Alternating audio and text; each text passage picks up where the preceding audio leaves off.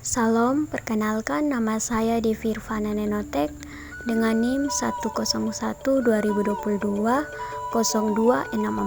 kelas F semester 3 mata kuliah Agama dan Antropologi Budaya. Di sini saya akan menjelaskan daerah saya Timur Tengah Selatan, daerah Kolbano. Ini adalah perjalanan menuju Pantai Kolbano dari Kupang. Kita biasanya melewati tempat yang namanya Ratabena. Banyak sawah di samping kiri kanan perjalanan. Perjalanan menuju Kolbano biasanya menempuh jarak 3-4 jam. Pantai Kolbano. Pantai ini terletak di Desa Kolbano, Kecamatan Kolbano, Kabupaten Timur Tengah Selatan, Provinsi Nusa Tenggara Timur. Pantai ini memiliki keindahan yang tak pernah habis dibicarakan. Pantai Kolbano biasanya disebut Fatuun. Dari ketinggian Fatuun, pengunjung dapat melihat sensasi keindahan pantai tersebut.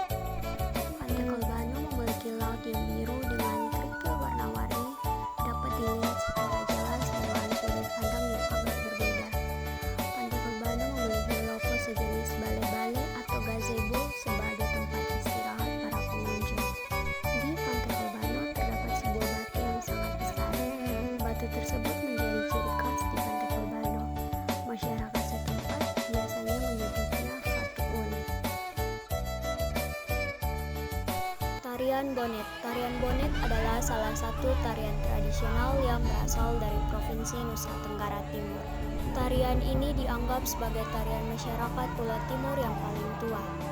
Bonet ini melambangkan semangat serta kebersamaan. Tarian ini dilakukan oleh banyak orang, sekitar 20 orang, sambil berpegangan tangan, membentuk lingkaran dan mengikuti syair dalam bahasa Dewan atau bahasa lokal masyarakat NTT. Tanpa iringan musik, mereka berpegangan tangan sambil menari dan menyanyi. Tarian Bonet adalah tarian persatuan. Tari Bonet biasanya ditampilkan saat masyarakat bersukacita, antara lain dalam pesta pernikahan atau ulang tahun. Umur bubu atau disebut dengan rumah bulan adalah salah satu hasil arsitektur tradisional yang dimiliki oleh masyarakat suku Dawang di Pulau Timur NTT. Rumah bulat ini selain digunakan sebagai tempat penyimpanan bibit pangan, juga digunakan sebagai dapur. Saat ini rumah bulat masih digunakan di pedalaman Kabupaten Timur Tengah Selatan, Kabupaten Kupang, Kabupaten Sumatera Utara, dan sebagian Kabupaten Malaka. Bahan dasar membuat rumah bulat yaitu: pertama, 4 buah kayu bulat kurang lebih setinggi 2 meter sebagai tiang untuk menopang para besar yang akan dijadikan loteng. Kedua, kayu kaswari panjang. Panjang kayu disesuaikan dengan tinggi dan lebar rumah bulat yang akan dibangun. Ketiga, tali gewang. Tali gewang digunakan untuk mengikat kayu yang digunakan untuk loteng maupun atap. Keempat, alang-alang. Kelima, batu yang dibutuhkan terdiri dari batu ceper dan batu kali. 6. Bebak, terbuat dari pelepah daun gewang yang dikeringkan. Bebak berfungsi sebagai dinding pada rumah bulat masyarakat timur. 7. Papan dan balok, digunakan untuk membuat pintu rumah bulat. 8. Tangga untuk naik ke loteng ketika mengambil bahan makanan. Natuni. Natuni dilakukan dengan cara berpidato atau juga saling menjawab yang dilakukan oleh beberapa orang. Penggunaan bahasa Natuni juga tidak sama dengan penggunaan bahasa sehari-hari. Bahasa yang digunakan merupakan bahasa suku Timur, yaitu bahasa Dawan, yang berciri sastra yang biasanya dilakukan ritus tradisional yang memiliki makna estetis. Pada dasarnya, Natuni merupakan salah satu bentuk budaya suku Timur Atoni Meko yang masih terus dilestarikan sampai saat ini karena bersifat turun-temurun dari generasi ke generasi berikutnya.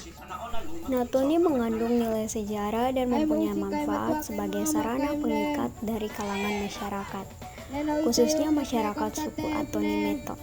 dan juga sebagai kehormatan karena di dalamnya mengandung nilai kebersamaan yang amat sangat tinggi kepada sesama, alam, dan sang Khalik, serta berperan sebagai suatu sarana untuk menyatakan kekayaan budaya Timor. Mamat merupakan sebuah budaya atau enmeto atau orang Timor yang berarti makan siri pinang. Siri dalam bahasa Dawan berarti manus dan pinang dalam bahasa Dawan puah.